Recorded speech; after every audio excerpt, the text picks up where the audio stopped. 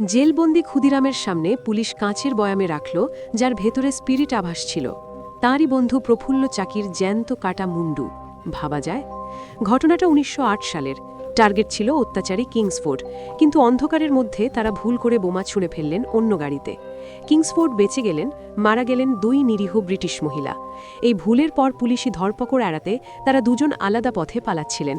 ক্ষুদিরাম ধরা পড়লেন, আর প্রফুল্ল নাম বদলে ট্রেনে চড়ে বসলেন। কিন্তু ট্রেনে ওত পেতেছিল ব্রিটিশদের এক চাটুকার পুলিশ, নন্দলাল ব্যানার্জি। সে ১,০০০ টাকার পুরস্কারের লোভে মোকামা স্টেশনে প্রফুল্লকে পুলিশ দিয়ে ঘিরে ফেলল। প্রফুল্ল জ্যান্ত ধরা দেননি, নিজের রিভলভার দিয়ে নিজের প্রাণ উৎসর্গ করলেন। কিন্তু নন্দলালের লোভ তখনও মেটেনি। পাছে মৃতদেহ পচে গিয়ে পুরস্কার হাতছাড়া হয়, তাই সে প্রফুল্লর নিথর দেহ থেকে মাথা কেটে আলাদা করে দিল।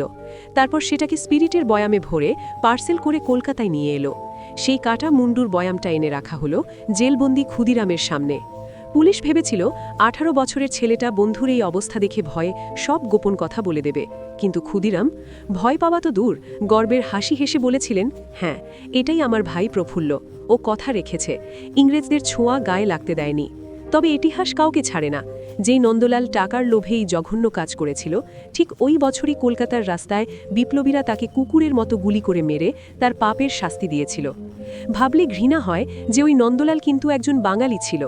এই বিশ্বাসঘাতক পুলিশ তার জন্য আপনার মনের ঘৃণাটা কমেন্টে উগরে দিন, আর সাবস্ক্রাইব করুন ইফ ইউ নো।